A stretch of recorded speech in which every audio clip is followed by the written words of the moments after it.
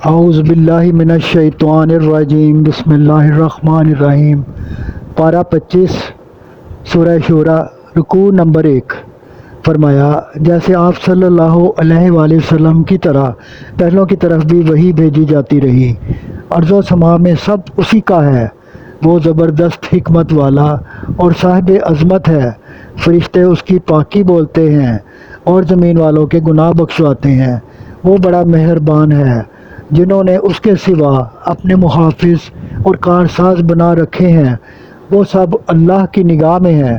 اللہ اگر چاہتا تو سب کو ایک ہی فرقہ کر دیتا، لیکن یہ اس کی مرضی ہے کہ جسے چاہے اپنی رحمت میں داخل کرے اور جسے چاہے راندھائے درگاہ کرے۔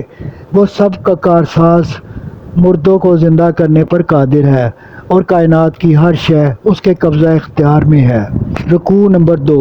فرمایا کہ اگر خیالات میں فرق ہو اور جھگڑے کی صورت پیدا ہو تو اللہ ہی کی طرف فیصلہ چھوڑو اور کہو کہ میرا بھروسہ اپنے رب پر ہی ہے۔ اسی نے تم میں اور چوپایوں میں نر اور مادہ کے جوڑے بنائے اور نسل پھیلائی۔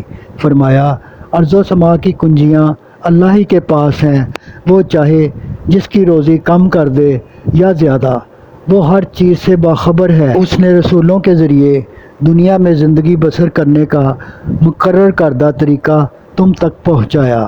فرمایا دنیا کی چاہت کرنے والوں کو توحید کی دعوت سے پریشانی ہوتی ہے، لیکن ہدایت اللہ کے ہاتھ میں ہے، جسے چن لے اپنی طرف بلا لے، مگر وہ جو رجوع کرے۔